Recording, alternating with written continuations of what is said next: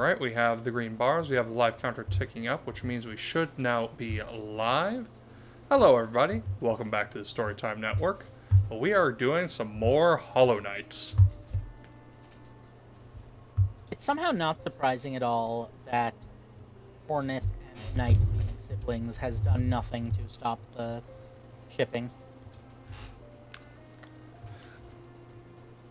I mean, it does not surprise me in the slightest. But yeah. Like, some fandoms are a lot more okay with incest than others, but yeah.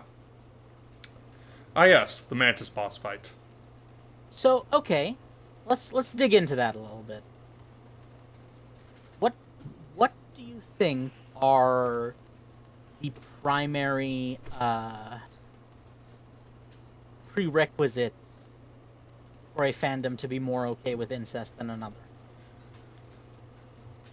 So, for one thing, I think it's,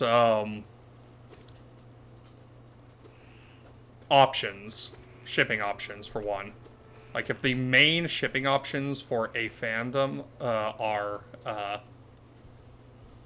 you basically only have siblings to work with and that's it, then yeah, you're gonna see a lot more incest shipping compared to, like, fandoms that have other characters besides, like, family members in the main cast. Like, Chronicles of Narnia, for example, very famously has a pretty big fan base for shipping the Pevensies together. Nobody tried shipping one of them with the lion, Jesus? No. Fandoms are a lot more okay with incest than bestiality of any sort, from what I've seen, at least. Also, I'm pretty like Lion Jesus is better than that. Mm-hmm. Also, age differences. We have had this exact same conversation before. Either that, or I'm having severe deja vu. Deja vu. Give me a second. Actually, no, I don't think I can. I think I'm the only one with Nitro, yeah. Yeah. Let me just pull that up. I distinctly remember saying the line, Lion Jesus is... There we go. Sorry. Yes, I think I have said the sentence, Lion Jesus is too good for that, in reference to shipping with the other characters. The Pevensie siblings, yes. I don't remember. We've talked a lot of weird stuff, Fuzzy, especially in those Mass Effect streams. Yeah, another thing I was thinking of is, like, inherently, where does fictional incest shipping fall morally and ethically? Depends on what is being shipped specifically, I think. Because, like, some relationships are, more or less ethically dubious than others.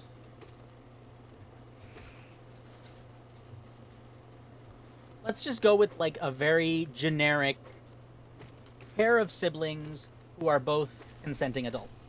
Mm. And do not have a power imbalance. What are the moral and ethical complications of shipping that? And assuming they are strictly, like, fictional individuals.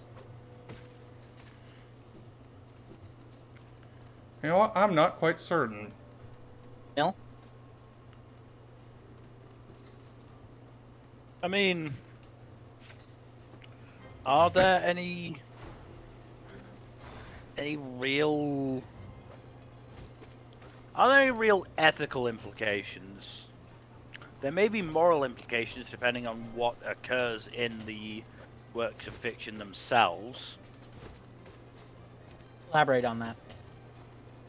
Well, there is an element of normalization, of course, of depicting this, let's be honest, problematic thing as positive. I mean, there's an element of depicting it at all in this era of horrific media literacy, but, you know, there's also an element of I don't think creators should necessarily be, you know, hamstrung by idiots who don't know how to read and understand something. But, you know... Okay.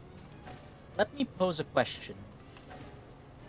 There's also, just quickly, there's also the, you know, typical stuff of, again, depicting positively some really fucked up stuff, but hey.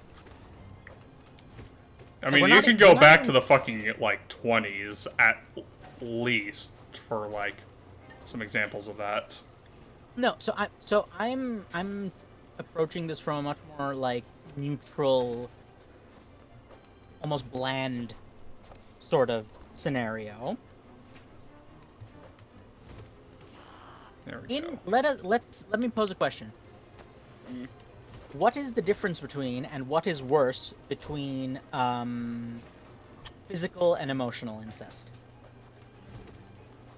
That's a good question. I mean, how would you define emotional incest compared to physical? Well, then let me pose a question. Is childhood friend romance emotional incest? I would not say so. Like, if two unrelated individuals grow up under the same roof as... I guess you could even, like, say step siblings. But no, I think... No, let's stick with childhood friends to make it as neutral as possible. Two childhood friends grow up together, either live in the same house or in, like close enough that they are interchangeable and are basically raised together. If they enter a romantic relationship, is that emotional incest? I would argue no. Also, I'm fighting for my life here, so I'm not really able to give cogent arguments very well. Because I think when speaking of fiction, we have to consider the... I mean... Okay, go ahead, Mel. Sorry. The issue with physical incest is that it leads to inbreeding, which then leads to, you know, physical and mental health issues. We've seen that. Yes, you're British. British. Times. Yeah.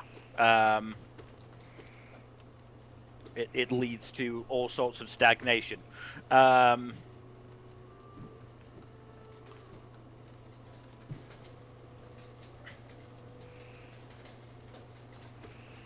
like, and that's what I'm saying. If we take the biology out of consideration, for example, if they just never have children or something along those lines, let's say we take the biological consequences out of the equation. What then is the problem? Societal. You're familiar with the Westermark effect, of course, Fuzzy. I'm also familiar with the fact that there's a lot of, like, the Westermark effect has been called into a great deal of question as more research has been done. I mean, yes, but that's not the point I'm making here. There is the conception of it being not only a thing, but a prominent thing.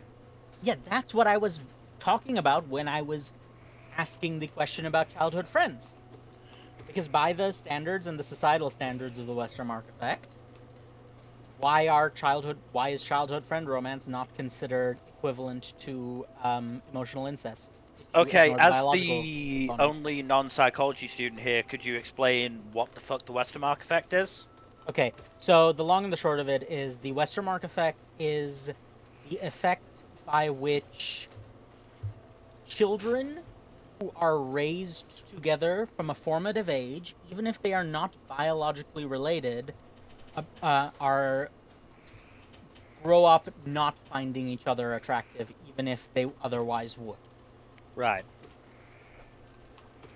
there was a like the Westermark study itself has been called into question in terms of like validity because there were some issues with like methodology and sample size, but it is still the general consensus in like society, if not in academia.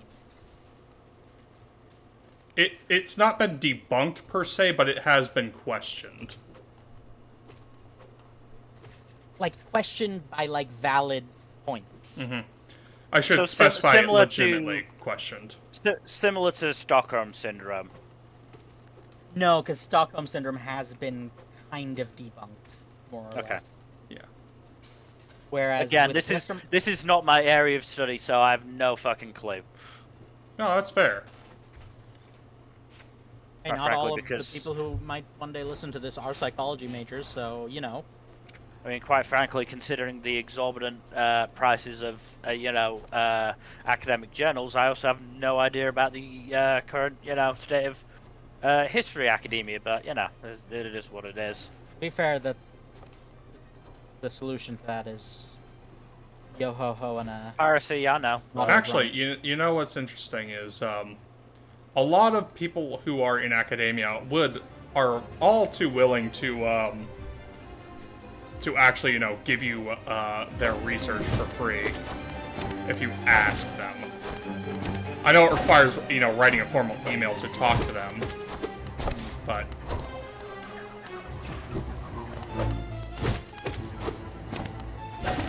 So yeah, that's why I'm asking, because there's a lot of ambiguity societally, and I'm trying to, like, pick it apart a bit more, like, objectively. Because by all emotional standards of what is... I guess it depends on what you define as a sibling. If you ignore the biological definitions of sibling, and go strictly by the emotional definition, like situational, environmental, and emotional definitions, then there is no distinction between close childhood friends present in that manner and siblings. So why is one considered emotional incest and the other is not? All I can say is it is the impact of the biology. That's all I And can sometimes say. a legal relation, too, in the case of, like, step-siblings and adoptive siblings.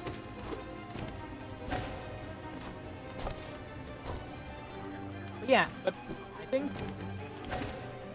that this is one of the more fascinating topics. It's very adjacent to the sort of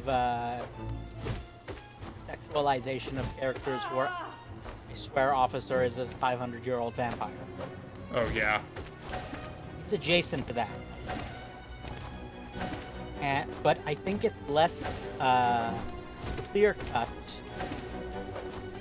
because of the fact that there are societal factors that are not necessarily relevant to the conversation of it in fiction. Ow. You get what I'm trying to say? Skewed. Yeah. Yeah. Whereas with the other thing, it's just there's more of an objective thing of it is frowned upon because of potential tangible harm it can cause, even though that in and of itself is a separate conversation that I'm not going to get into on stream. Even though that is relatively more clear-cut, with this, like, if a person with no biological relatives has an incest fetish, what does that mean morally, and like what consequences can that have morally and societally?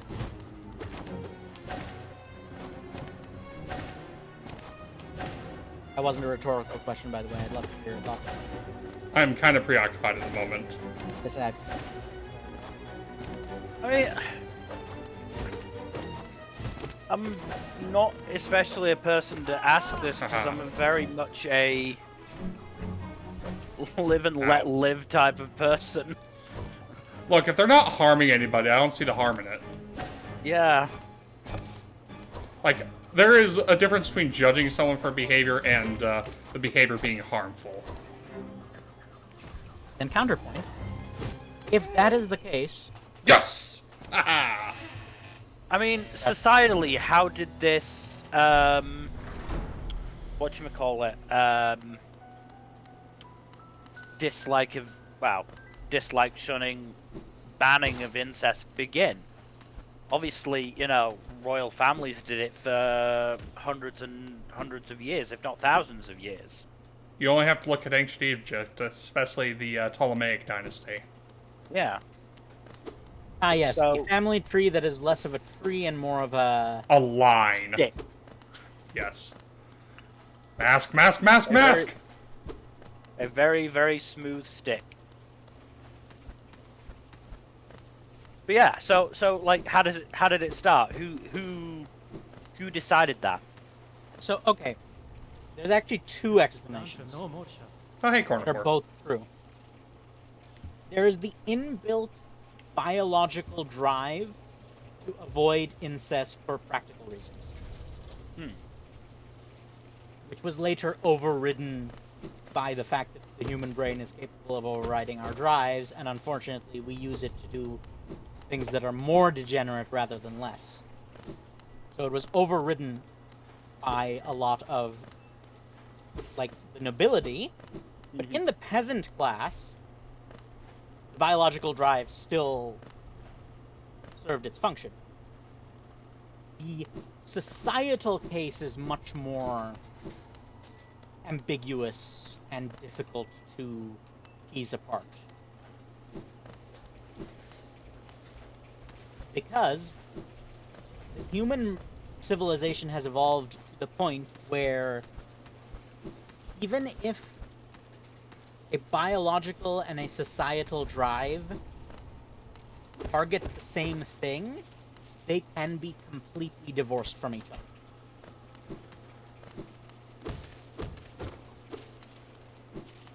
You're not wrong Like, there, let's just look- necessarily. What do you mean? So let me use the fanfiction community as an example.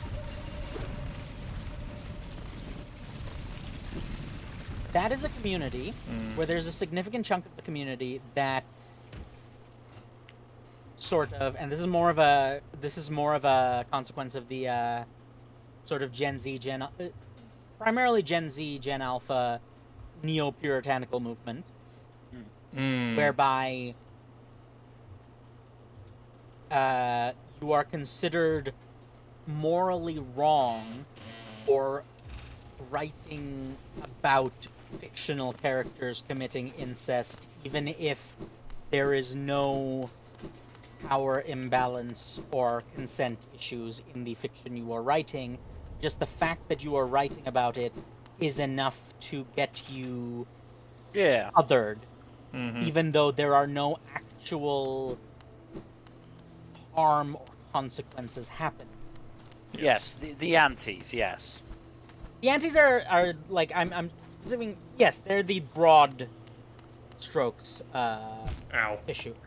Which is, again, a subset of the general, lack of media literacy.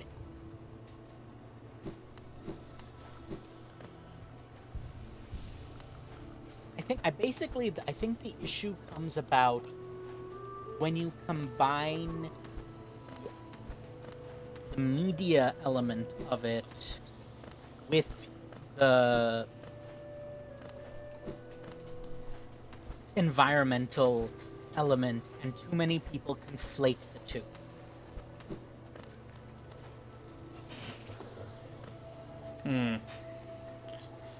I don't think that's an unfair assessment, necessarily. Like, it's this is the most like blunt and exaggerated way of saying it, but I think too many people in our generation and the surrounding generation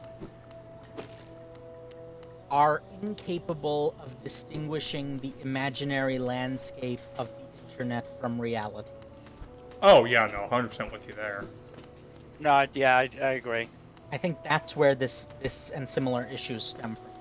Hey, look, the mantis is bowing to me. Ha ha ha. Kill it. No. They are bowing to me. I am not a cruel ruler. Oh, so you were willing to kill the little mushrooms that were doing absolutely nothing to you, but as soon as things start bowing to you after having tried to kill you, oh, now suddenly you're merciful. Millie, Yes. you are a history student. This should not be surprising to you. I'm drunk with power, yes. What's your point? But yeah, I think the What I was gonna say though is, I think part of it is just like a lot of people from our generation just put a lot more stock in the stakes and value that fiction and discourse around fiction holds. Like they overvalue it in terms of how much it affects reality, I would say. Does that sound like a reasonable conclusion to draw? Ow. yeah, and the direction I'm taking this is that this is all a side effect of the increased difficulty in socialization. Oh yeah, And the the general- artificially created loneliness epidemic. Yes. Because let's get back into ChatGPT for a minute. Yeah, we were Neil, discussing you that missed off this meet- stream. Oh, yeah. Yeah, me, Jack, and Kaido were sort of going off on a rant about it. And Totally understandable. my conclusion is that, yes, ChatGPT is bad, but it is not a root cause, it is a symptom of a broader problem.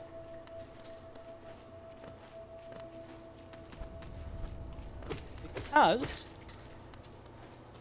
the sorts of people who need connection, community, and support have been forced into a position where that is not where that is mutually exclusive with survival. And so they turn to ChatGPT because they don't have any other option Haha.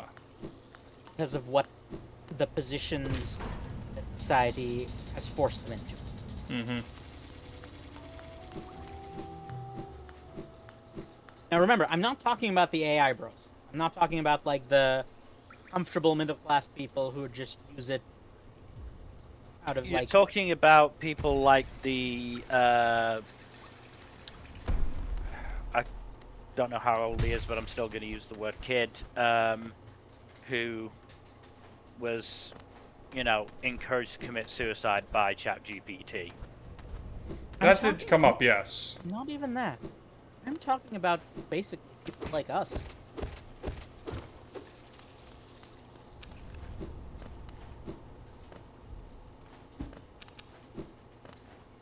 Is this your way of revealing you're a chatbot, Fuzzy? Listen, my programming does not allow me to honestly answer that question, but Not compute. Hate those bastards. you have okay. I will say, as an aside, as an autistic person, I've had my fair share of the "Are you actually a robot?" jokes thrown my way. What's funny is that a lot of, well, not funny, but a lot of autistic people actually do get mistaken for chatbots, AI chatbots, like- because of how they write. Text, Yeah. No, but so the reason I say people like us is just look at the three people in this call. We are people who have varying degrees of mental illness. Mm-hmm. and who are not, like, rich. Hmm. Right? Like, you can argue that I'm in the middle class, but that's only if you ignore the sheer amount of debt my family is in. Right? Like, so Let me out. basically, Let me out. we are all neurodivergent. We are all more or less either working class or lower middle class, and like the things we have to do for survival sap the time and energy that we would have to focus on things like socialization and building a community. Like, we have stumbled into this community of ours by sheer happenstance, and Hey. we are in the minority in that.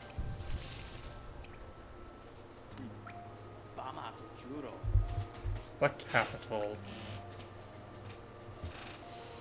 Like, again, just picture yourself in a situation where nothing about your life has changed, except you just don't have any of the social connections you have somehow managed to.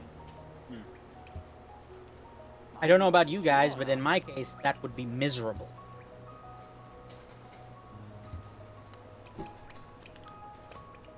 And so, Well, I mean, even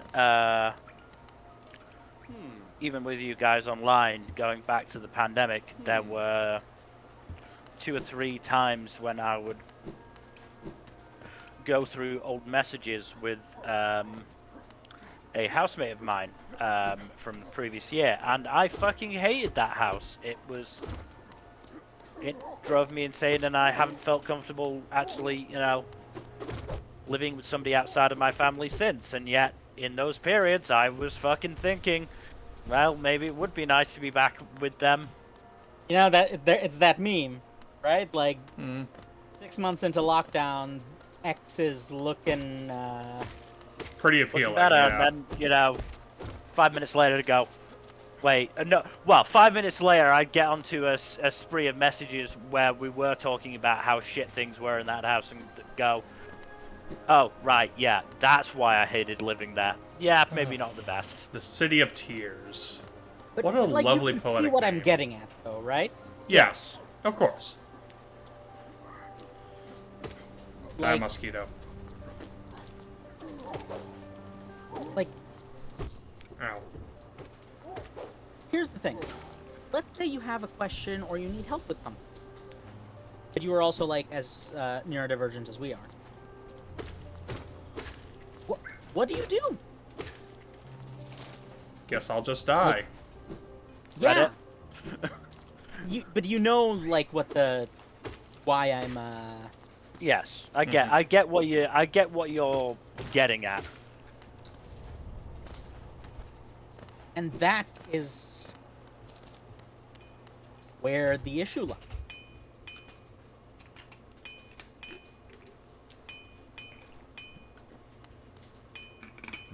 Vendasu.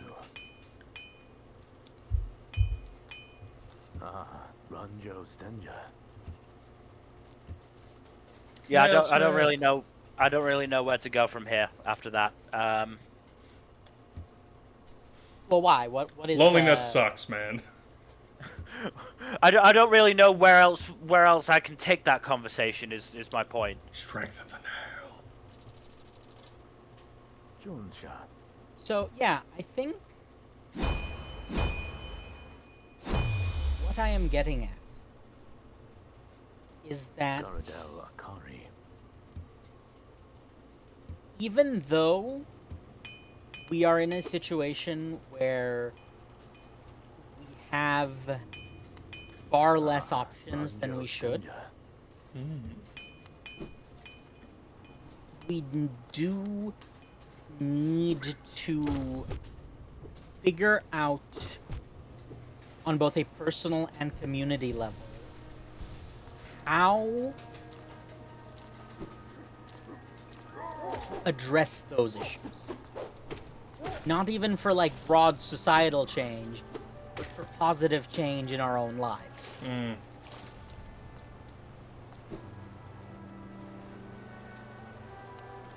That itself is kind of easier said than done, though. Yeah, but I think that is where the sort of community element comes in. We are essentially in a position where it is hard enough to find community assistance that we either turn to worse alternatives or just abstain. Mm. And I think that is not a problem without solutions, is what I'm trying to say.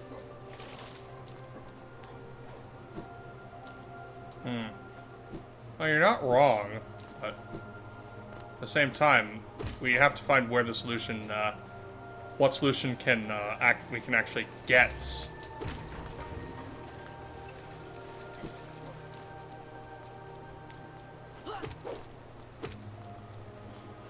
Based off of Yeah, both the but- resources and, like, not just the resources, but it's just, like, how things have gone, and how things are likely to go. Elaborate. Like, just how things are going in the world right now. Add in that we are effectively three schmucks with, at best, very little societal power, if not no societal power.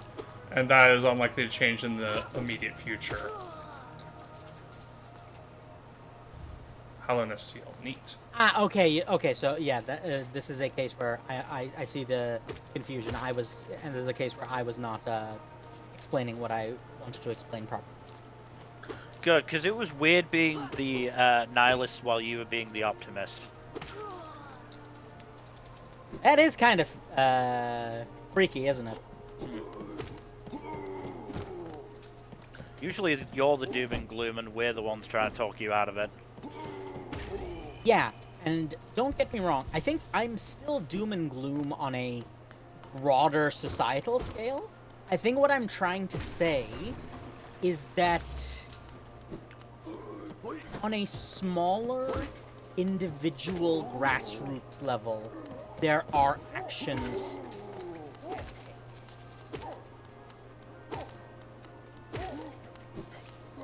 There are to definitely not actions. not necessarily improve society, but improve ourselves and the people around us, and hope to spread that enough that that ripples outwards. Yeah, of course, community building as such. Yes, Uh, that is what I'm getting at, is that I think we need to prioritize, like, focused, small, like, individualized community building more than we are.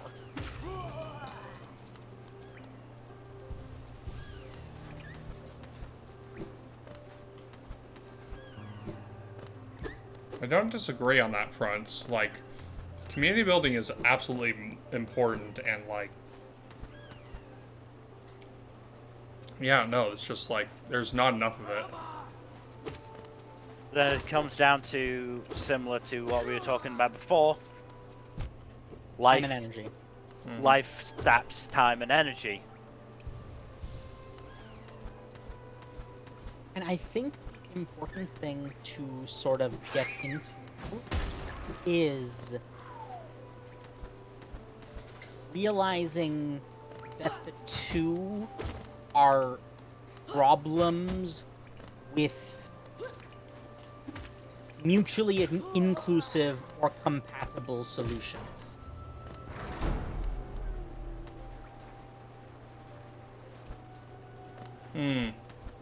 Like, for example, time and energy are sapped because you have to not only work for a living, but also handle all of the other, like, things that go into living life on your own, right? Mm-hmm. And yet, we have entered a state in society where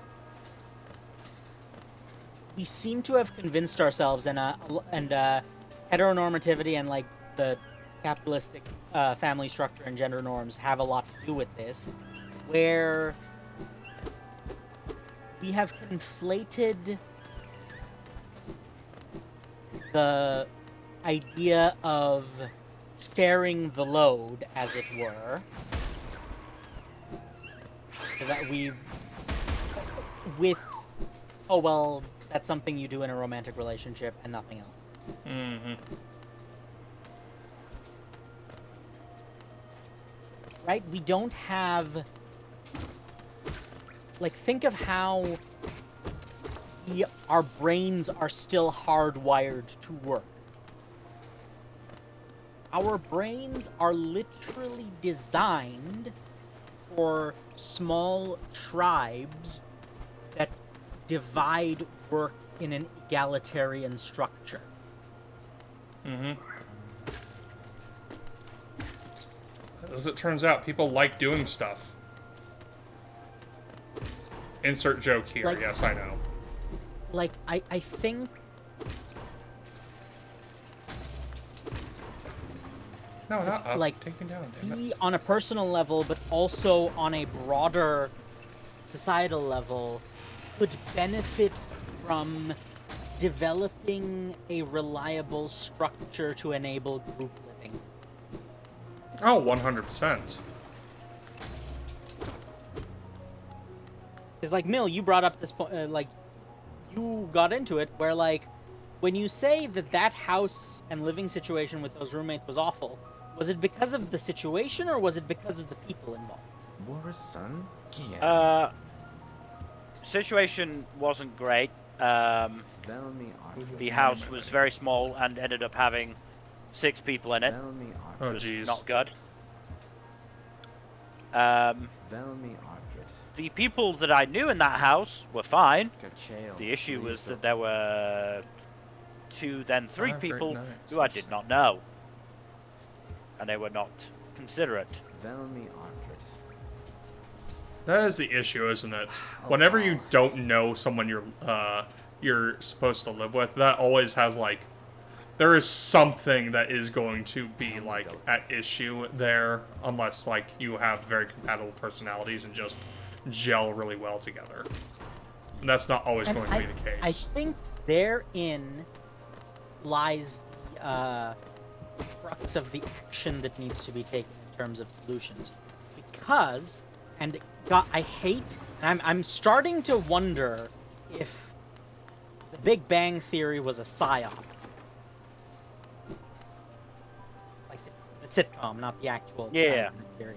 Yeah. Because there are some very solid structures in that show that were so misrepresented that they have become anathema to mention in polite society.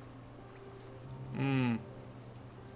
Because I think a clear, formalized roommate contract is a very good thing. And can help address that issue that you brought up, Mill, of, like, roommates who are not considerate and or, like, the issue becomes one of either filtering or consequence.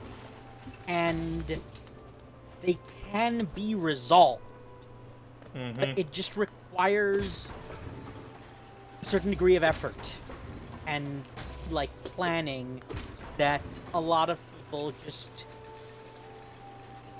don't even, it's not even that they don't know how or don't have the time and energy, it just doesn't occur to people to do some of that stuff. Let me in! Let me in! I know, I'm not gonna let in. Like, do you see what I'm getting at? Yeah. Oh, yeah, absolutely.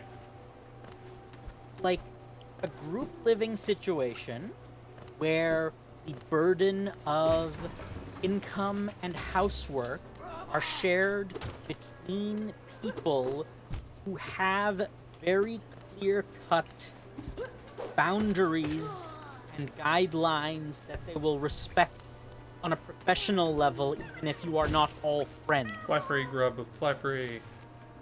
That is a scenario that is possible, but for some reason just does not get implemented. And I don't know why. Ow.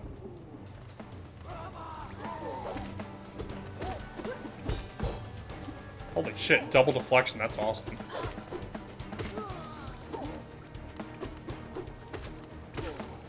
Because, like, for example, Mill, I can... you are a very busy person. Yeah.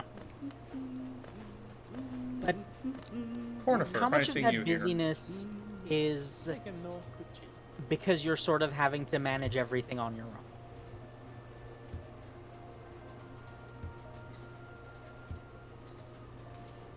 I know one of my personal struggles is the fact that I have to organize so much shit, personally. I'm god-awful at organizing shit.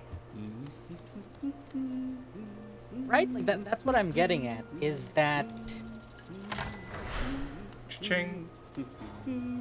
in our community and, like, the neurodivergent individuals of our, like, generation and the surrounding age range, we do have enough internal diversity that we can fill a squad with all of the necessary roles.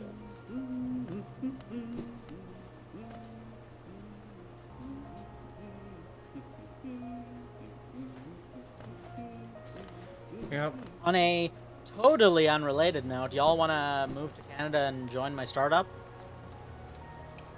Listen, as fun as that would be, I'm kind of locked into my career path as is. No, I know. Well, High you know, your career path is also kind of dependent on, you know... A lot of stuff, yes. Yeah, A lot of so- stuff that is currently very fickle.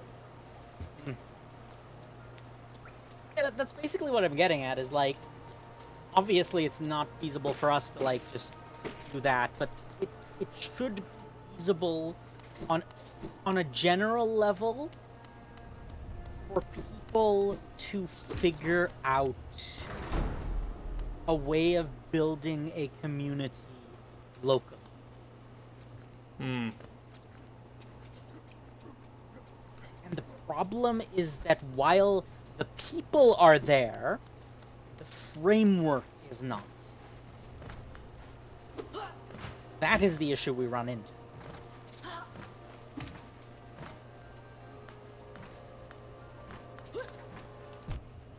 Ow. Bastard.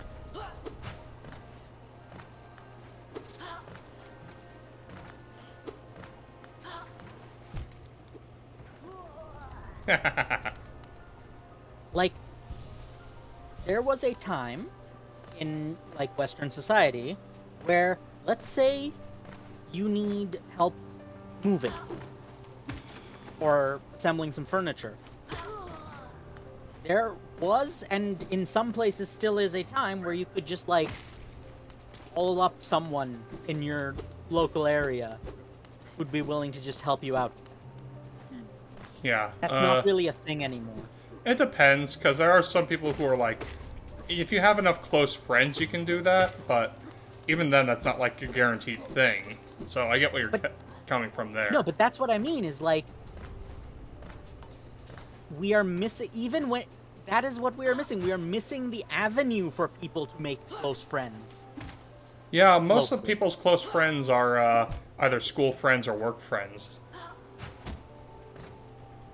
Which is, Like- you know, the disappearance of third places, I would say, is like... Yes, that's what I'm getting at, is like, we need, what I think the most important thing is to go out of our way to create or force into existence third spaces now that they have, like, gone extinct. They're not fully Because- gone extinct, but they are very much endangered.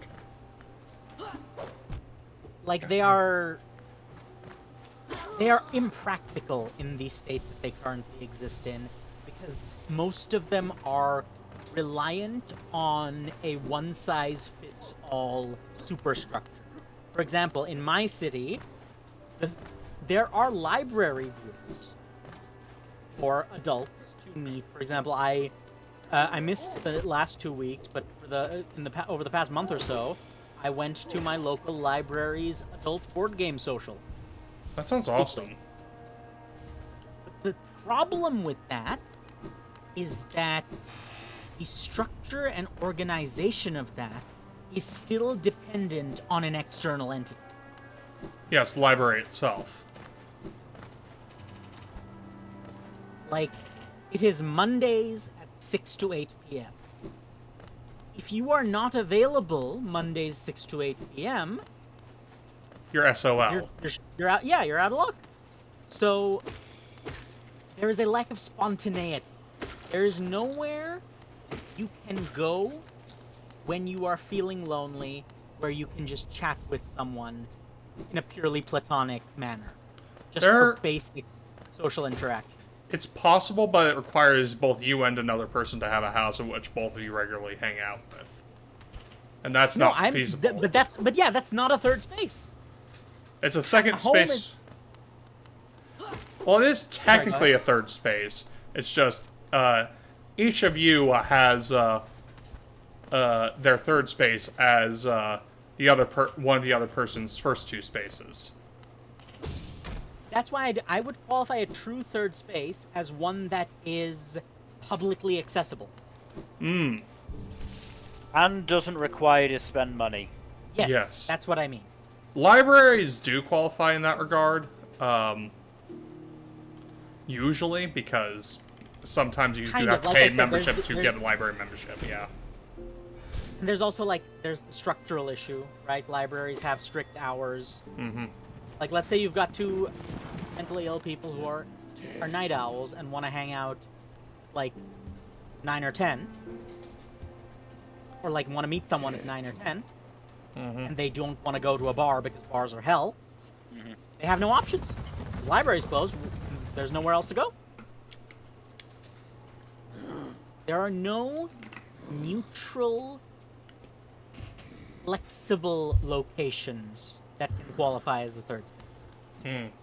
Maybe public parks, depending, but public parks aren't always super available for everybody. They're not necessarily available, and they're also not that useful during, say, winter when it gets dark at fucking 4 o'clock in the afternoon. Or if you're in Canada, when you're buried under 6 feet of snow. Shout out to my Southern Ontario peeps. We have had our first major snowfall of the year a couple of days ago. All right. Lantern! Oh. Thankfully, it was enough that salting the driveway, it was sparse enough that salting the driveway covered it, but I'm definitely, the way it's looking, there's definitely going to be a lot of driveway shoveling in my future. I mean, yeah, I've when I've been out working, I've seen a gritter out and about. Yeah, but yeah, so that's what I'm getting at is and also, that is the other thing of, while a library can be too structured, something like a public park is too unstructured. Do you get what I'm saying? The middle ground overall is just non-existent. Yes, you need a place that is a neutral public third space that has structures in place if you want to use them, but is otherwise flexible. Part of the issue is I wouldn't want to force libraries to be open 24/7 to greater accommodate that, because that also puts a burden on library workers. I'm sure there are burden. Yes, because they're underfunded. Yes. So, so what I'm getting at is, I think internet is not actually bad for this purpose. It's not bad for the purpose, it just is not always used properly. No, I'm getting to that. But the issue is that the internet has basically the exaggerated variant of the public partnership. It is too broad and unstructured. Yeah, it's kind of a Wild West out here. Except Yeah. where it's corporate controlled, in which case it's worse than the Wild West. Right? Like subreddits, for example. Mm. In the early days of the internet, you could go, for example, I could go to a subreddit like r/Toronto and safely make a post that's like, hey, I'm free at this time. Does anyone want to like hang out at this place? Mhm. Right? You cannot safely do that anymore. Both because of the expansion in scope, the lack of focus, and also the general sort of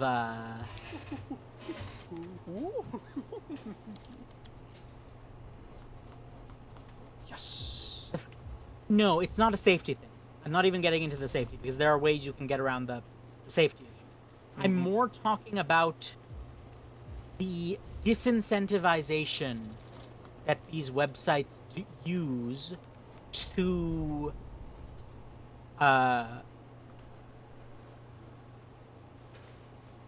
leave the website. Doing some quick mathematics. Because by nature of these websites, they incentivize you to use the website as much as possible. So they disincentivize you from actually using the website as just a tool to live your life outside. They want the Yes. website to be your life. Because it's been commercialized. Yes.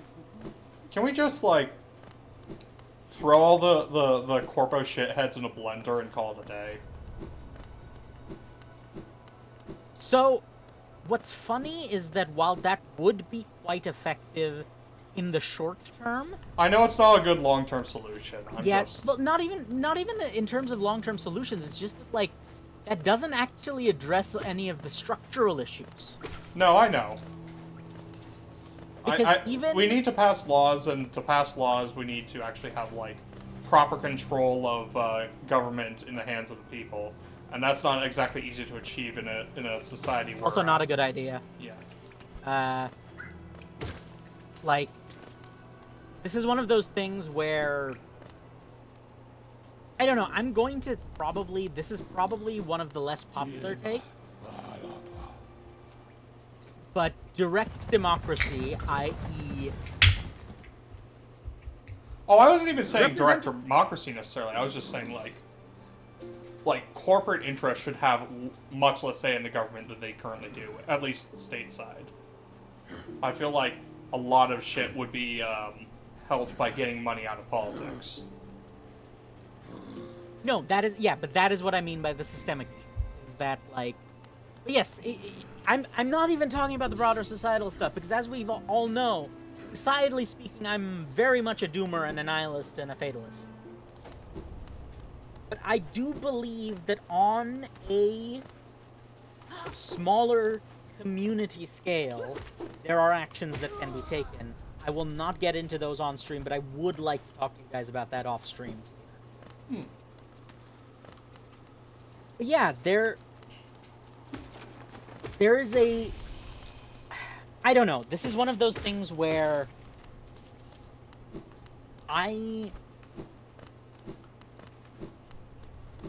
I am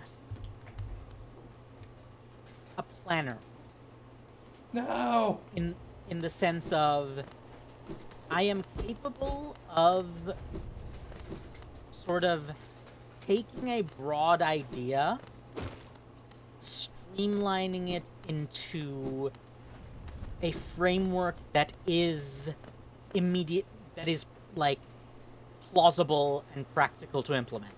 Hmm. The problem is I lack any other skills.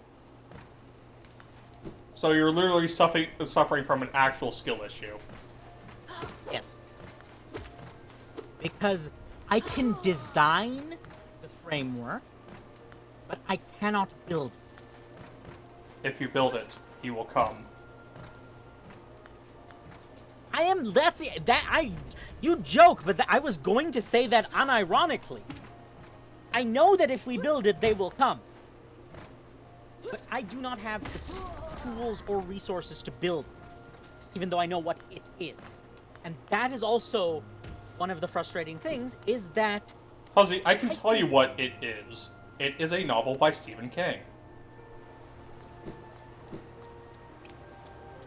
Really walking into the prepubescent sewer orgy? See, I wasn't invoking that. I was just making a joke about wordplay. You know Yes, how I am. like, you did walk right into the prepubescent sewer orgy.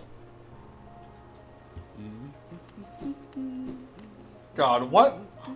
I know Stephen King was addled by crack to an insane degree. You know, even in his, like, soberly written stuff, there's a lot of uncomfortable sexualization of little girls. I mean, there's just a lot of uncomfortable sexual stuff in general in this work. You Yeah, don't but, even have like, to say of little girls. You can just be like... Like, no. Uncomfortable sexualization is one thing, but that...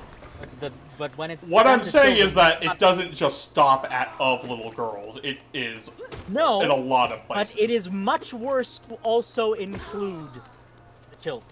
I do not disagree on that front. It's just a bad time all around. Like, I read that. the number of times Stephen King in his work has used a word or synonym for developing in a sexual context is Uncomfortable. Really not okay. Extremely uncomfortable, yes. Ah, fuck these guys. Yes, Ah!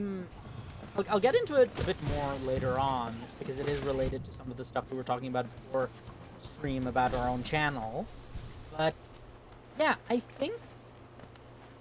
guarantee you, there are situations where people live within walking distance of each other who are so mentally compatible that they would immediately become best friends if they actually were able to meet, but will never meet because of the lack of a framework to meet.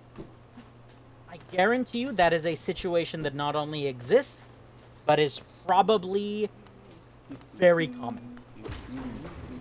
I mean, you could. I am approaching this from a platonic point of view because that's, you know, Mill gets it. Yeah.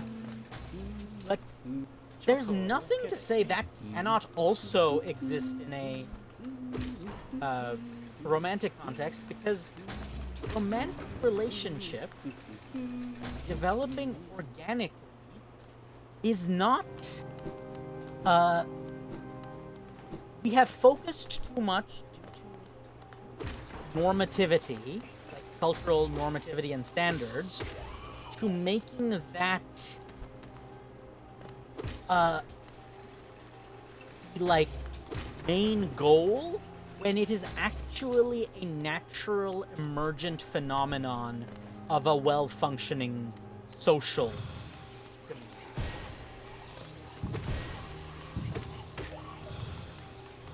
Like, Teleporting ass online dating motherfucker. is basically the only way people can date now. Not necessarily, but it is like the primary mode of dating. at this Overwhelmingly point. speaking, in the Western world, it's just, there's very few other options for the reasons above. But what I'm saying is, the mistake, and again, this is very much intentional on the corporation's part, the mistake is making online dating standalone. What, as opposed to like a group dating type thing? Yeah, as like making online dating into something where, okay, the structure is designed to find you a romantic partner and nothing else, because that is the only thing that matters.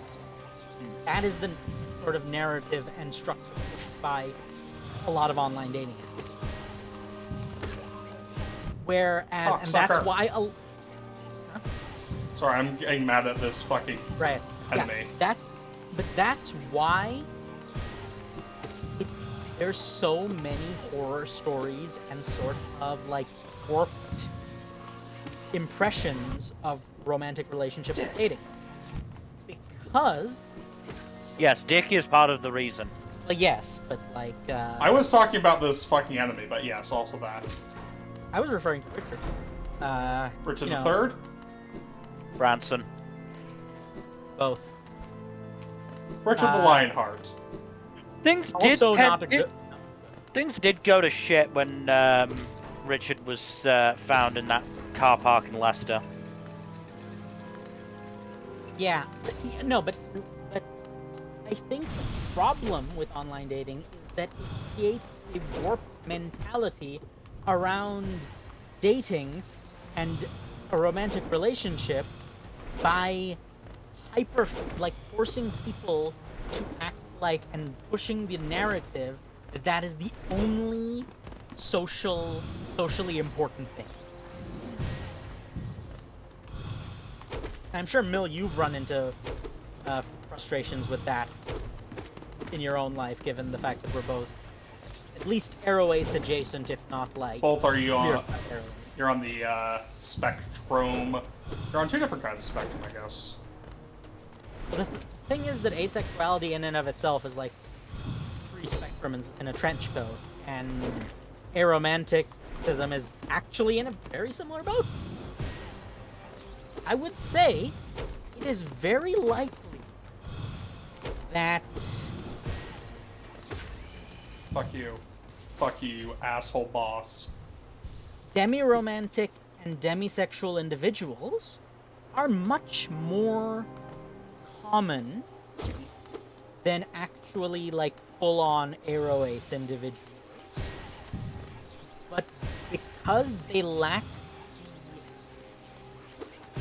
structures to even like test that and find out in a healthy way, they don't know. Right? And there's a general lack of acceptance, because if you tell somebody, oh, you know, demisexuality is not finding, or demi-romanticism, let's say, is only finding somebody romantically attractive after you've gotten to know them for a while, there'll be absolutely people who go, that's just normal, that's not a thing. That's just normal way of life, and you're like... But the problem is that people don't seem to realize that the aforementioned warped narrative that has been pushed and become internalized means that that's actually not normal anymore. So I many actually, like- fucking hookups. Yeah, I actually talked to a person the other day who, I don't know what, this may, well, not the other day. By the other day, I mean years ago, but this is a conversation that stuck in my head. She said that she would find it disturbing if one of her longtime friends expressed romantic interest in her. As if, like, socialization has these clear-cut boxes. That is the situation we're in, where you can say, well, I don't think I could be in a romantic relationship with someone if I'm not friends with them first, and yet there are people who recoil at that idea. Yeah. Yeah, because they want Like- friendship and romance to be completely divorced from one another. When that is rarely, very scarcely true in, like, successful romances in real life. It's not how it works. That's not how the human brain works. That's not how any form of socialization works. And yet, dating apps and the dating narrative have made people internalize these ideas that these are separate boxes that should have nothing to do with each other, when in fact the way we are designed is for that to be less of a box and more of a sort of a general broad category. Right? Like, that is not... That is the one person I talk to, but this is a sentiment you see often of, like, well, I care about my friends, but, like, even if we are romantically compatible, I wouldn't want to be in a relationship with my friends. They're my friends, not my romantic interest. Mm-hmm. But then they also complain about how oh well, we went on dates, but we didn't really know each other, and we didn't like get to know each other, and as a result, the relationship fell apart. Like after people will date for literally years without ever actually getting to know each other on a personal level or becoming friends.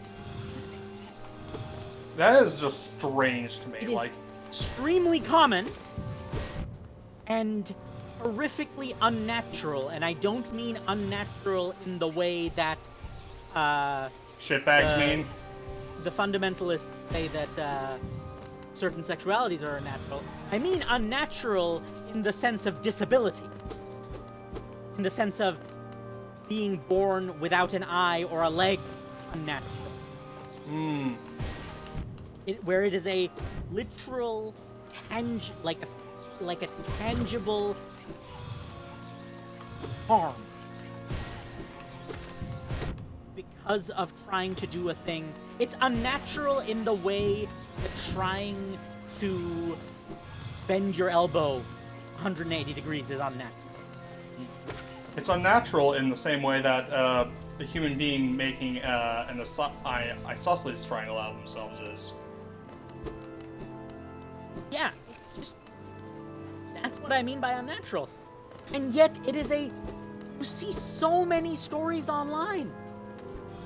And in person of people like... Yeah, we got married, but we're not really friends. We don't really know that much about each other. We've been dating for like 19 years, and we got married, but like I'm not really sure what his interests are. Yeah. What her interests are. Do you get what I'm saying? Like, Yeah. Like, I'd expect that from like an arranged marriage or something, where like they've had like no interactions beforehand, but like that's not Like, how yeah. like an actual relationship should work. that is how so many people in the Western world are in relationships nowadays, because that is the structure incentivized by our warped narrative of what a romantic relationship should look like. I It's blame incentivized corporations and and internalized. movies and dating sites. Yeah. Corporations, media, dating sites. Like, this is why I am such a strong advocate for more, like, friends to lovers or childhood friend romance series in fiction. Oh, I That's hate just this healthier boss fight. than this concept of you have a meet cute and then fall in love at first sight. Like, love at first sight is... Cancerous. Ugh. It is something that is romanticized, but complete counter to what is healthy. Ah, fuck that. It's like why I really hate, and I know this is not reflective of actual Japanese society, partially because of their plummeting birth rates, but I hate how much Japanese rom-coms push confession culture. This idea Confession of what now? confession culture. Culture, okay. I thought you said What did cults. you think I said? I thought you said Well- confession cults, which are an entirely different thing, I think. Listen, I'm gonna talk to you guys about that off screen. I have some news on that front as well, but Ow.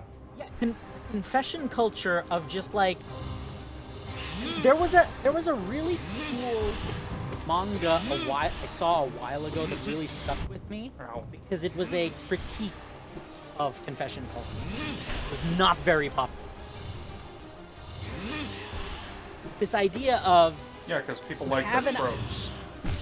you see someone and you know about them from their external face, and then you are just the first thing you do is be like, hey, let's enter a romantic relationship without getting to know them.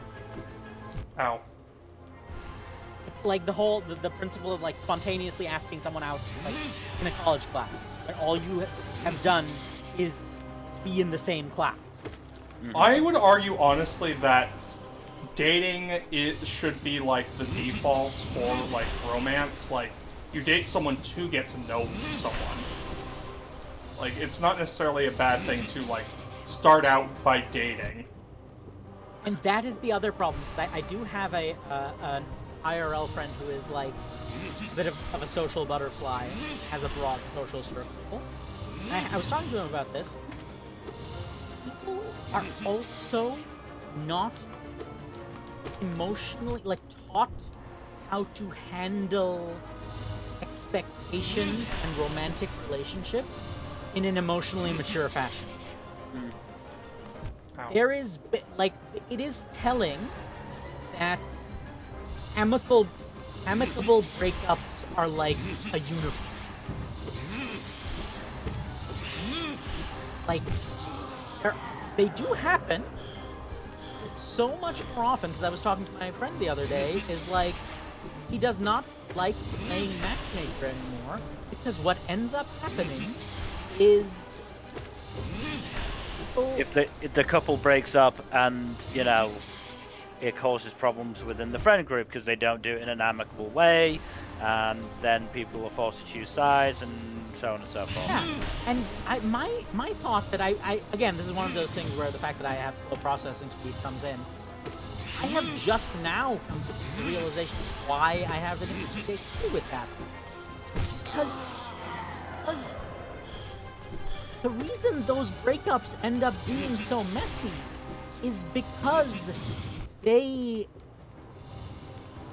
invest too much of their own self-worth and self-value into the romantic relationship. Like, it feels like a place where some people, like, again, in that particular situation, it is a case of you are going from 0 to 100, no in between. So of course, when you look, there is no gradual progression. There is no agreement that, hey, let's just try this and get to know each other. But if we're incompatible, then we'll just like no. They enter into There it. is being yes, like, there is a definite lack of understanding that there should be stages to there a should be romantic stages relationship. and boundaries, and you should not enter a romantic like. If you are entering a romantic relationship, that should not become a defining feature of your life day one.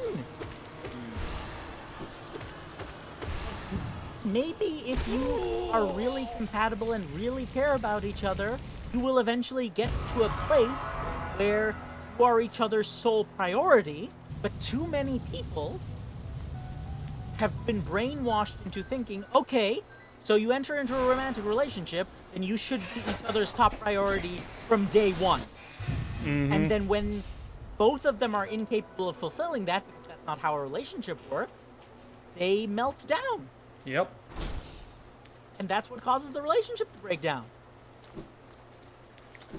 Just returning to the game for a second, Jack. Is that your last power up? Oh hell no! I got several more. Also, I am happy I managed to beat that boss on the first go.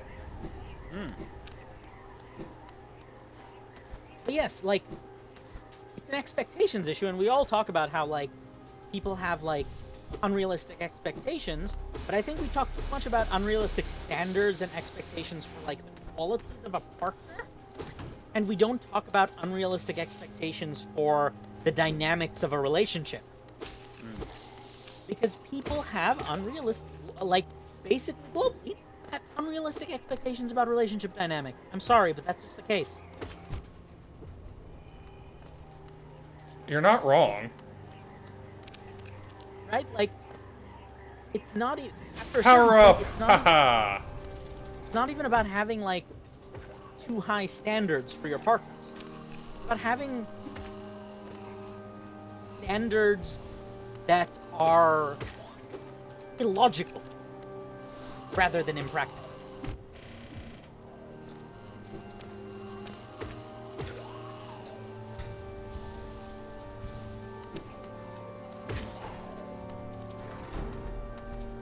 Yeah, yes, no, like, you're correct on that front, 100%. Yeah, like I don't know about you, Mil, but in my case, I believe myself to be in the neighborhood of a romantic, but I cannot say for sure, and I likely will never be able to say for sure. Because I do not know if a sufficient emotional connection would enable me to feel romantic attraction. Because I just am in a situation where that just is, I'm not in a position for that to ever happen. And I'm sure I am not alone in that scenario. I'm sure there are many. Oh shit! Fucking getting mobbed over here. Cannot guarantee that they are actually a romantic simply because they have not had the opportunity to test it. I mean, that's the issue, isn't it? Is that it is, you know, damn near impossible to prove Prove a negative. Prove a negative, prove a lack of something. Especially something as, you know, nebulous and undefinable as romantic or sexual attraction. I mean, I've got a friend who is ace and has basically tried a lot of basically sexual stuff to try and, experience this feeling to that, allosexuals have or experience, and has put himself in some, uncomfortable situations to do so. Yeah, like, let me give you an example. I don't know if you're aware of this, but there are asexual dating websites. I'm not surprised. Like, just because someone has is on the asexual spectrum does not mean that they are completely devoid of sexual or romantic feelings. But that also goes the other way. Just because someone not all ace people are going to be on other parts of the spectrum. No, the thing I was getting at with the ace dating websites is that they don't actually offer anything that is practical for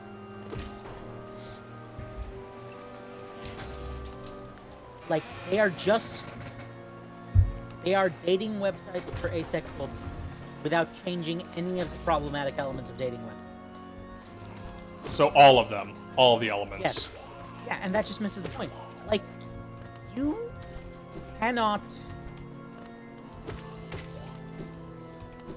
go to a sort of community or place that is focused on the basis of romantic relationships and be like, hello, I would like to get to know you to see if we are romantically compatible.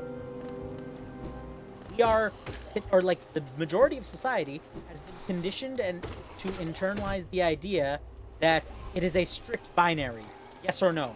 Either we are entering a romantic relationship, in which case all of the baggage that comes with that, or we will not interact at all. People have been conditioned to reduce a gradual, complex process into a single yes or no question. Mm-hmm. It's like asking the question of how does the water cycle work? And it's a multiple choice question where your answers are yes and no. Yes. No. Yes, definitely and absolutely. Yes. So like that's what I'm trying to I know, jokes aside, that is what I'm trying to say is we have turned a complex process into we have conditioned people to reflexively reduce a complex process into a binary that cuts off the possibility for change. Mm-hmm. And the possibility for good outcomes. If you go to a dating website and say, hey, can we just like chat and be friends and then decide if we want to date later? If you do that, you are immediately rejected. And if you go to a social website and be like, hey, and after chatting for a while are like, I do want to eventually see if a romantic relationship is on the table, you are again immediately rejected for being a creep. It's like those There are two no good things- options. Yeah, these two things that are intimately connected to each other under the umbrella of human socialization have had a very arbitrary line drawn through them and put in separate boxes in a way that is detrimental to society and yet has been internalized by everyone. Mm-hmm. That is what I'm getting at that frustrates me. Like, it is not impossible to create an aromantic / demi-romantic dating website. It's just hella Similar difficult. terms. No, it's not even that difficult. You just have to, like, you and the people involved just have to understand up front that you are accepting that it's a gradual process that needs to have clear boundaries, clear sort of understanding that it is not a binary. Mm-hmm. Millie, you've been quiet for a while. Would you like to chime in? I mean, I don't really have anything else to add. You're doing a good job of sort of covering all the points. I agree. Yeah, it's kind of hard not to really agree on this. It's you've explained yourself very well. That's very rare for me. I think you're being a bit Okay. too hard on yourself here. My brother in Christ, I am autistic. Expressing myself and articulating myself are the thing I struggle with the most. But no, I'm actually going to make a note of this, and I'm going to pin it to the chat. Because... What, for once you articulate yourself properly and, you know, didn't result in an argument? No. So this is something that I think we should have been doing a long time ago. It's just occurred to me, but it's something that we are probably missing out on. We should, on a day-to-day basis, like on a stream-to-stream basis, if we touch upon a really interesting topic, we should mark that down and pin it so that we can go back, find it, and if necessary, I can edit it into a standalone video later. Mm. Because, like, I still think the succubus gender studies conversation would make for a very good standalone video if we could find the VOD and then edit it down. That's fair.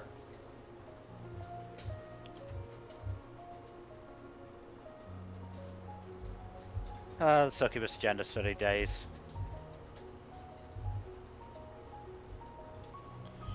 While we were driving that horrifically controlling vehicle. Ah, the Mako. Everyone's favorite vehicle. No.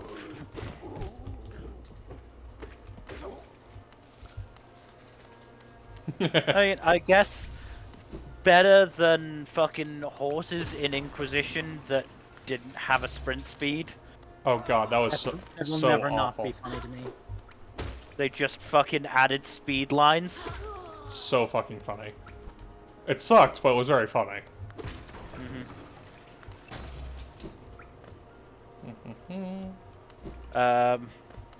But, you know, it's...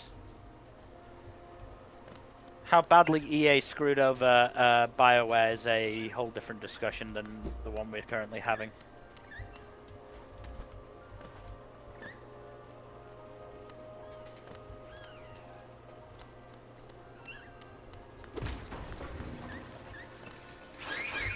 I'm going to pin this, and I'm also going to open a Google Doc where we can start. I would request that every time you guys, even if I'm not on the stream, if you guys get on a topic that you think is like particularly interesting or relevant in this way, add it to the doc or pin it or something. Just one last thing on terms of BioWare. God, if EA does get sold to some Saudi shitheads, please let them sell BioWare to somebody good first. They might wind up doing that just because of, you know, BioWare being a lot more queer-friendly than the Saudis Yeah, are. I think they might like that might actually be a requirement of the. Do I not have the permission to pin in this app? Might not. Yeah, the option is not coming up. That was I very can do weird. it for you. Yeah, but like, you also like give me that permission while we're at it. So. I feel like you should have permission to Yeah, I don't know. Like, where's like I've scrolled through the entire list, including the pop-ups, and it's. That was very strange. Let me check a DM just for testing. Yeah, I have the option to. Whoa, pin you're coming in DMs. loud. What the hell? You really need to figure out what the fuck is going on with your audio, Fuzzy. A conclusion. It's just a one without any easy solution. It's that my headset is very old, and I think it's just like on its last legs. That is entirely possible. Yeah, I think I just need to get a new headset. It's just that they're expensive. Fair. Are they that expensive? Depends. Like a decent one is gonna be like a couple $100. What about At a least 100, half at decent least. one? A half decent one is still Cutscene! Woohoo! treated.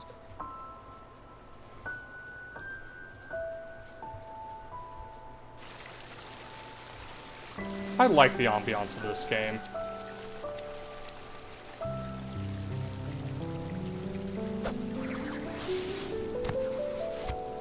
What's up, Hornet?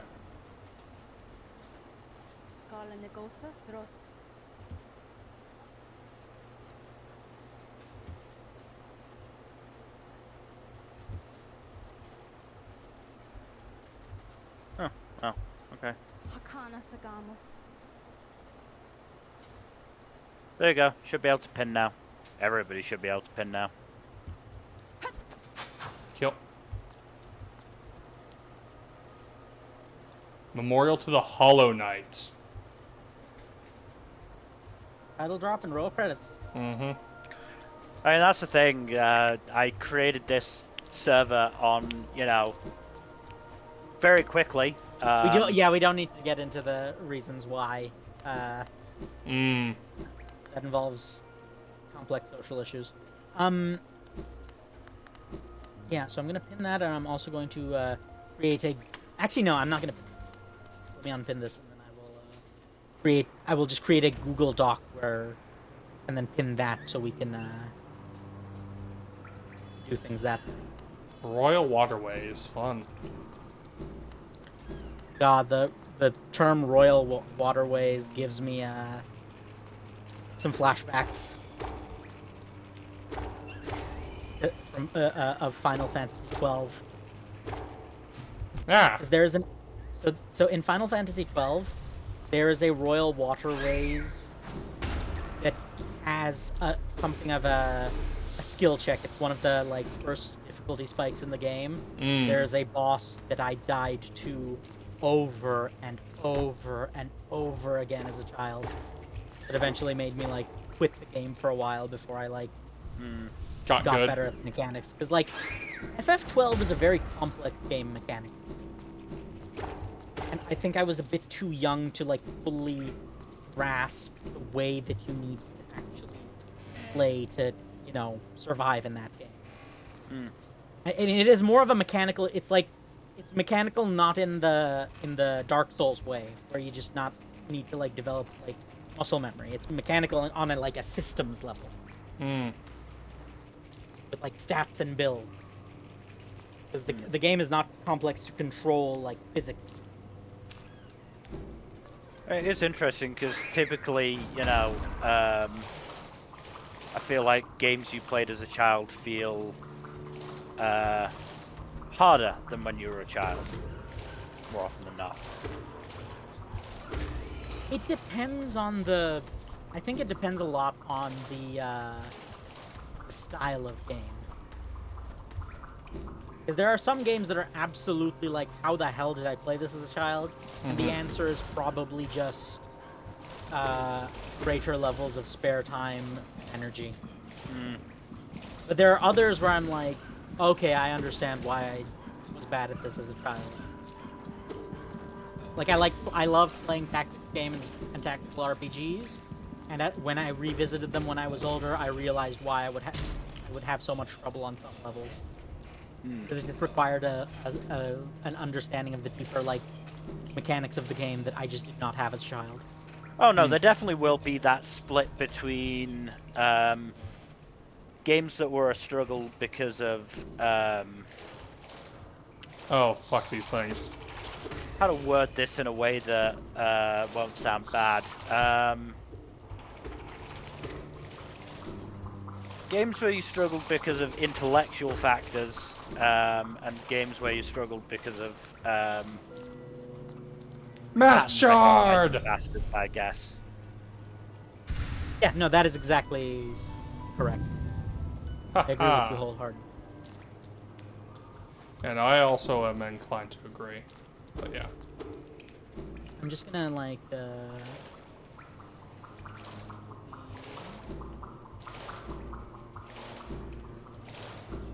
to get up. and edit. Just remember to keep the link in the chat so that it's only the three of us that have the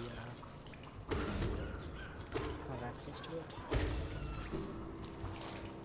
And I named it as verbosely as possible just so we don't have any. So yeah, if you guys have a conversation that you think is a good candidate for to be edited down, we can do this. We can also like try and go through some of the backlogs. I think we can find the Succubus Gender Studies conversation easily enough, and I do want to go back to that and like edit it down. I think overall, Mill.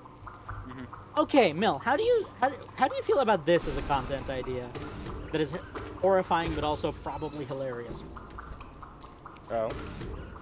Let's go back and do a watch through / react of our original Mass Effect playthrough. Because I think it was long enough ago that it would be very interesting to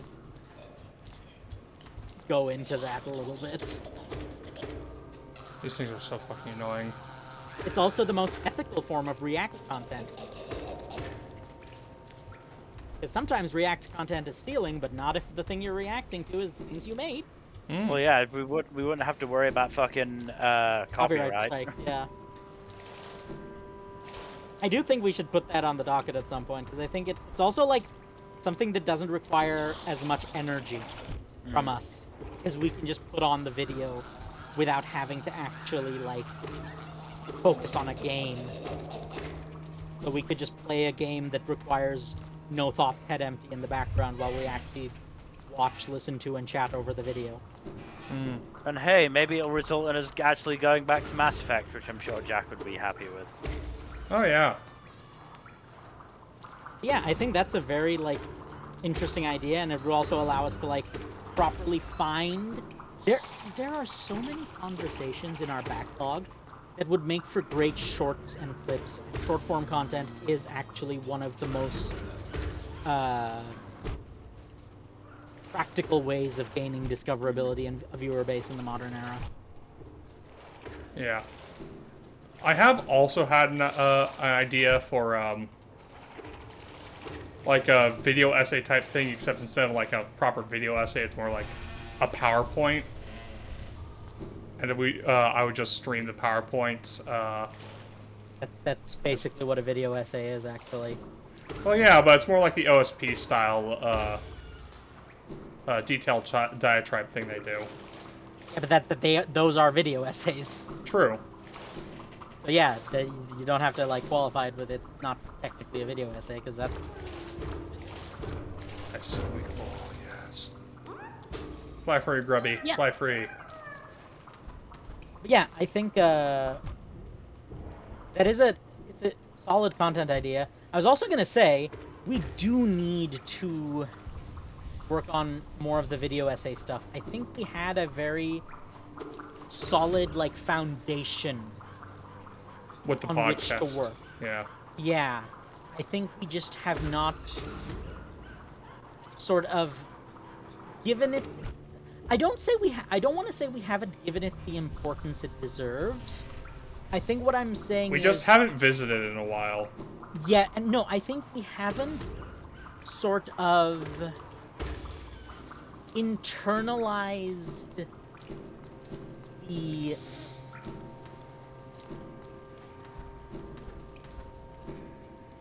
best, like the benefits of it. Mm. Right, that's what I'm trying to say. We have not internalized the benefits of it, and as a result, we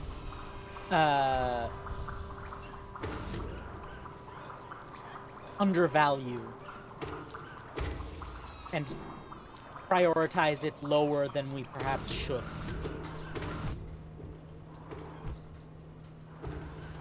Do you get what I'm saying? Trying to Yeah. see what I'm getting at?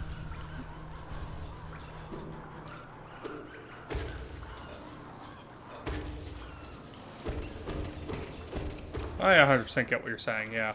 But yeah, I do think we should go back to doing, like, video essays and stuff, because we haven't done any of those in a hot minute.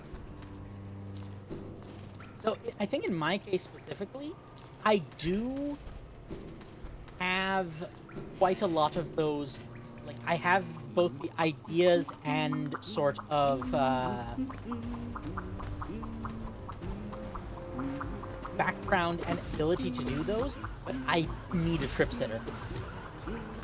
Because it's the same issue as that, like, how I need a body double for a lot of schoolwork. I kind of need a body double to be able to do that video essay stuff, and just, like, sort of, like, to do creative works like that, I do need someone to talk to and bounce off.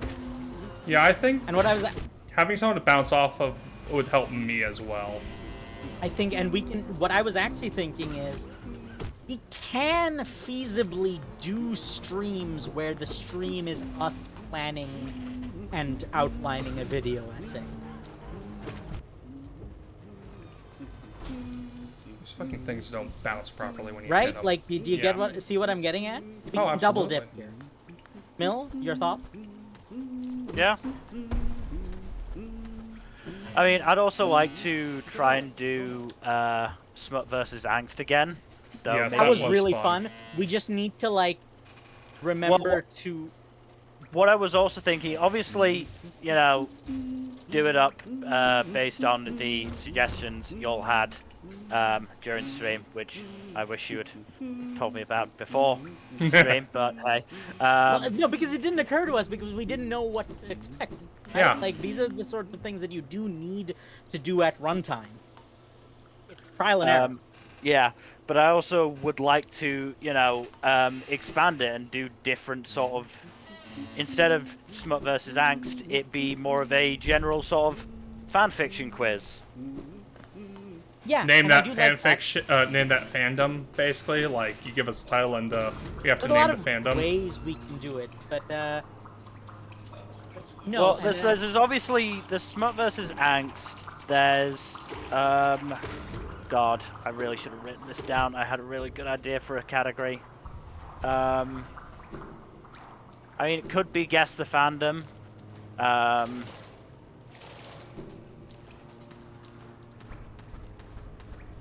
yes, basically what I am getting at is that there's a lot of stuff that I think, again, I think we are undervaluing the ability for streams to double as methods of Ow. improving our own creative productivity. Mm-hmm. Right? I think we focus too much on doing the stuff we are used to on stream simply because it's a little less energy intensive. But I think we can use the streaming, because, like, think about it. It is very rare for people in our situations to actually be able to have a dedicated 2-hour block of time spend talking to our friends 4 times a week. Mm-hmm. And Hell, like, even we like have 1 or done- 2 times a week for some people. Yeah, and we have done stuff for the stream, but I think we are sort of undervaluing and underutilizing this window that we have managed to force out for ourselves.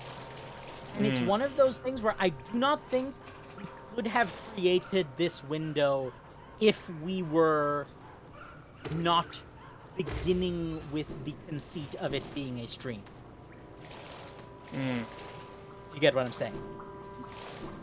I think it was necessary for us to say, okay, this is a stream, so we are going to force our schedules to meet this time requirement. Because I think, and this is something I've noticed, we have been conditioned to undervalue our own creative and less immediately practical endeavors, and we subconsciously do not put the amount of effort into forcing out time and opportunity for those things that we do for the vast majority of other, like, more immediately practical things in our lives.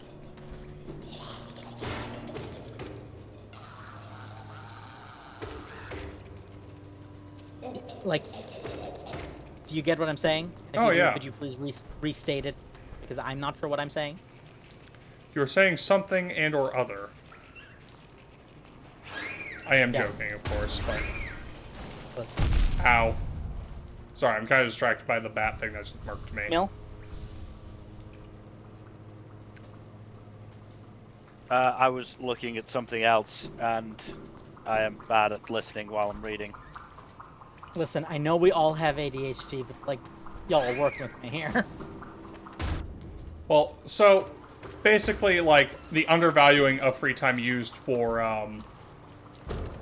whatchamacallit, for creative endeavors rather than used in the pursuit of, just general practicality and or social time, is what Yes. you were getting at. Yes, that's what I'm getting at. And I think we are in a uniquely good position because we have managed to brainwash our mental illness into valuing our streams enough to open up this block of time that we can also, that the fact, I'm trying to, like, say that the creative endeavors and the streams are not mutually exclusive. In fact, I feel that they are mutually inclusive. Or they should be, at least. I don't disagree.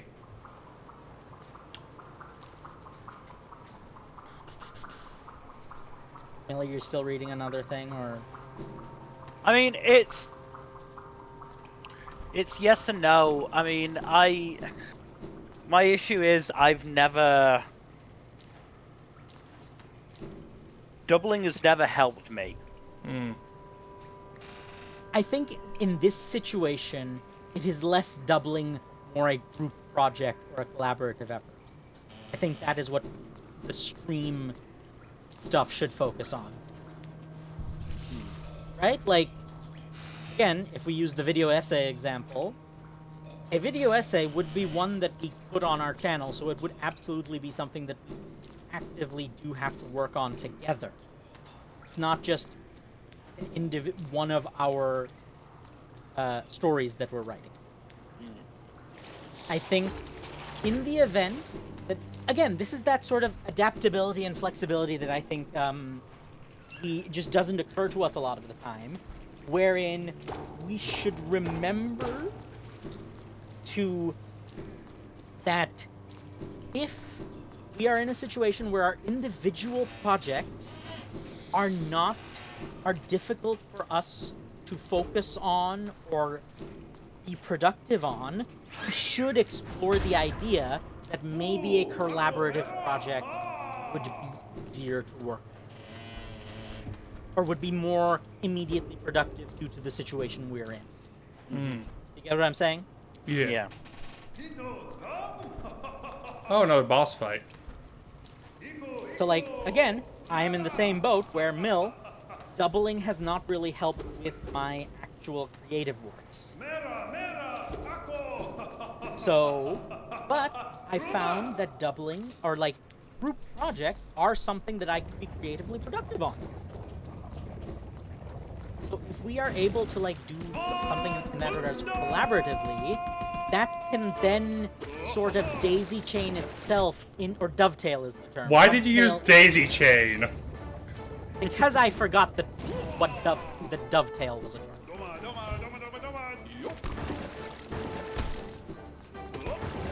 We can dovetail into sort of improving the conditions for us to do our personal collaborative stuff.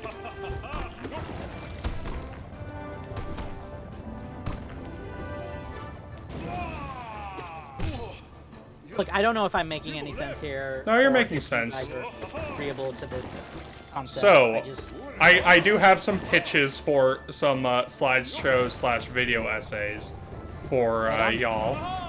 One of which was a discussion of the romance genre and the many forms it takes. Oh boy. Ow. That was on me. Ow. That was on me.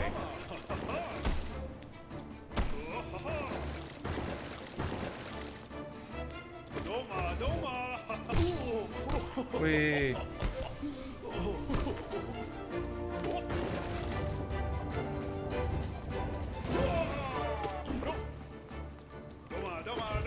Ow.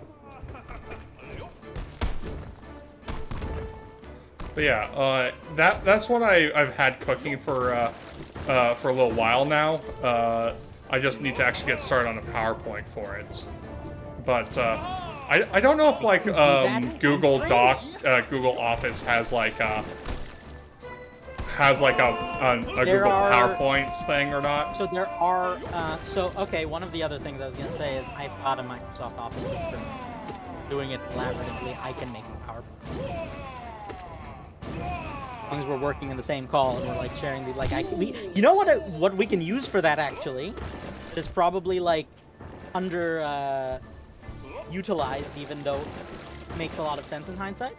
What? Parsec. Oh, we can just use regular screen share for it, can't we?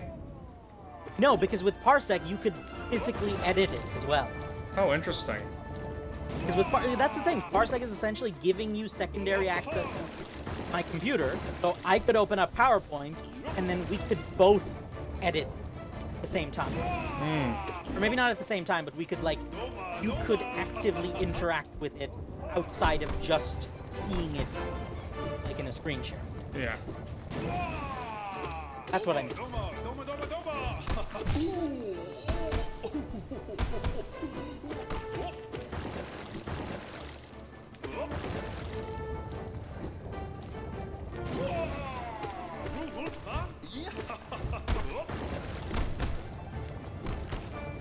This boss fight's actually pretty fun. Mill, do you have anything you can think of that might actually be useful in this sort of scenario? Haha, victory! I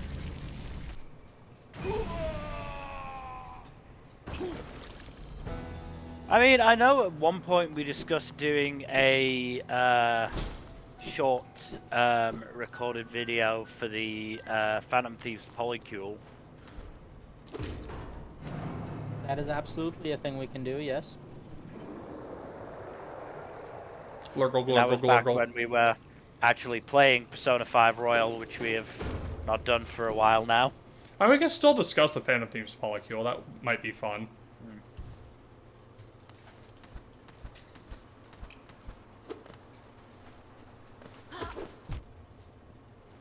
Curse you and your damn momentum, you asshole.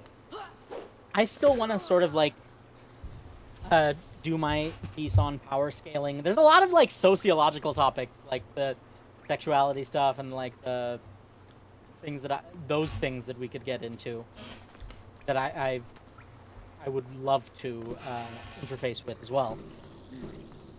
I think we all have topics that we would quite like to get involved with. Mm-hmm.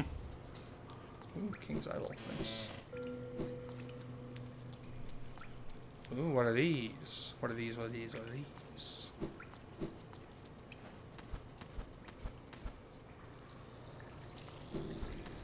God damn it. No, no, no, no, no. Yeah, no, there's a lot of different topics we could potentially cover if we wanted to. Honestly, like, it's not just the power scaling, as you said, or the romance tropes that we could do. There's, like, we could talk about integrative fiction, for example, or, like, not integrative, multimedia fiction. I think honestly, we can just go down the list of our previous actual podcasts, because I'm pretty sure a lot of those. Oh yeah, several of those are out of date as hell. Yeah, but like they're also ones that would are quite compatible with this idea.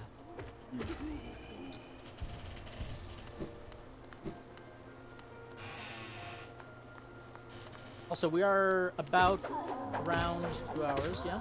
Yeah, let me just find a Alpha bench. I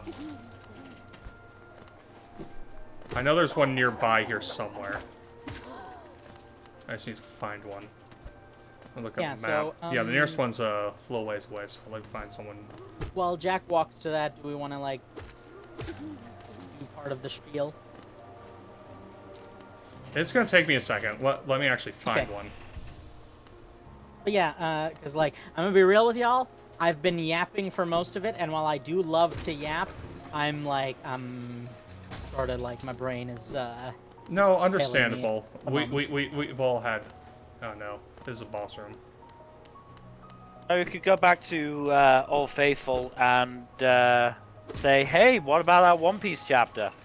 Yes. Okay, so I would like to request, I actually am very behind on One Piece. Fair enough. Hey, Jack, what about that Blue Box chapter? 90% of it was really good. Yeah. Why? Yeah. Why? To give you context, Fuzzy, I assume you know what Blue Box is.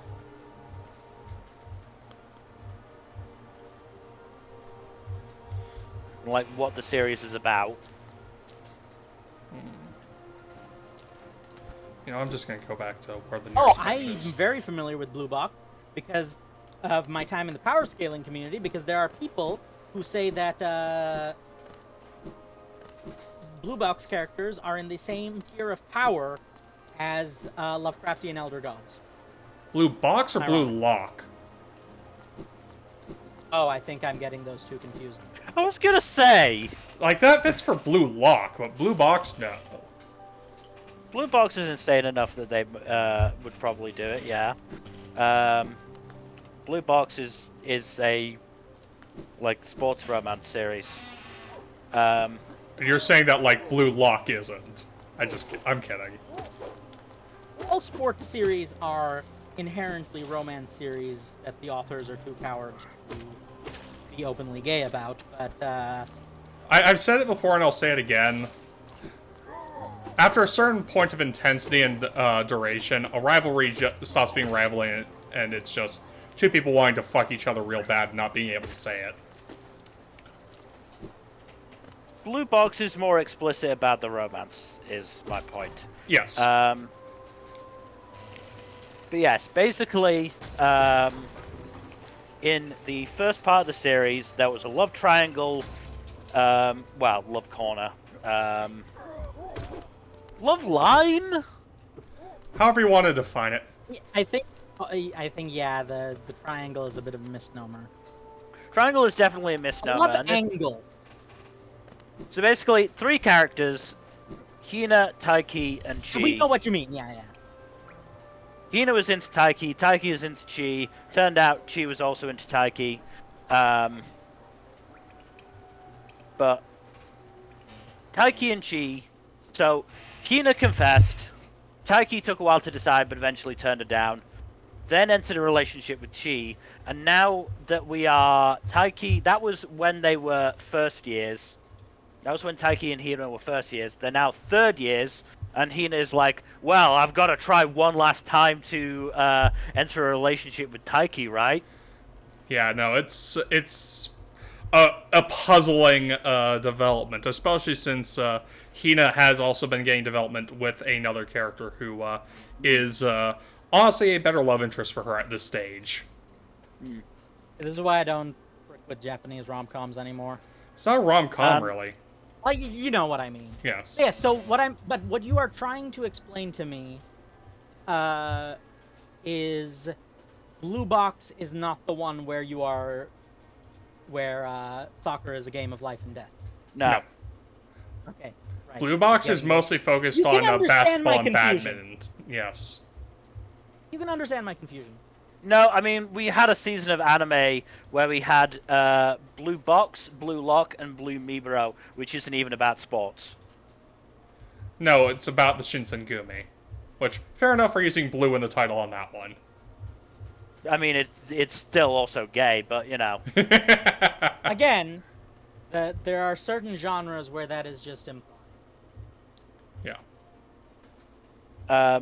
But yes, so the last couple of chapters, Taiki's been going through some personal stuff. So Hina was like, "Oh, take you out to the zoo, get you to, you know, fucking Cheer up a relax bit. a bit, blah blah blah." Seemed like it was actually going to be fine, and then we got to fucking End of the this latest week's chapter, yeah. Honestly, most of the chapter was good, because it was like... After a really good chapter that was, you know, really well done, Hina then kissed Taiki on the cheek and just, okay. Great. We're doing this. I'll be a lot more accepting of the plotline if it turns out that this was just her coming to terms with it and letting go, finally. Rather than her trying to make it happen. Stop trying to make it happen, really fetch is never gonna happen, type thing. But yeah, I'm just like, no, I'm glad that's not something I concern myself with anymore. Yeah. Honestly, most of the relationships in the series are really well developed, too. It's just this one relationship. That's just, an additional slap in the face, really. Yeah. It's just very annoying. It does feel like the author didn't really know what to do with Hina without, you know... Sticking her into some sort of love dodecahedron-shaped thing. Well, no, that would actually be the better thing to do if they actually committed to a non-universal polycule. Right? That would actually be cool. But they will never do that, though. The only thing that'll ever do that is the Beast with a Billion Backs, but that's an entirely different thing. Futurama reference. Yeah. I don't know if Fuzzy understood that. Considering you've not watched Futurama. I've watched episodes of Futurama. I've not watched the whole series. I'll get around to it at some point, okay? It's a lot of episodes. I mean, it's a good series, but it's a really good series, but it's got some episodes that have aged incredibly poorly. Yeah. That tends to happen with comedies from literally any time period. There's a couple of gender swap episodes that are real rough. I'll probably know them when I get to them at some point, but yeah.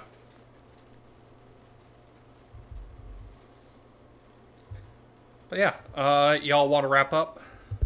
Yes, I was gonna say, we were waiting on you to get to that bench. And then we had a conversation to finish after that, yeah. Yeah. Alright. Well, Mel? So thank you everyone for joining us. It's been a bit of an honestly a little unusual of a stream because we discussed some meta topics that I think we don't normally discuss, and I like to believe that is a positive indication for the future. But otherwise, we've got our schedule, which Mel will elucidate now. Tuesdays, Thursdays, Saturdays, and Sundays. and please follow us on Twitch, and if you are watching this on YouTube, Like and subscribe. subscribe. Comment down Hit the below. bell Best icon. yeah. We like the video, and thank you very much for joining us. We will see you later. Bye bye. Later. Goodbye.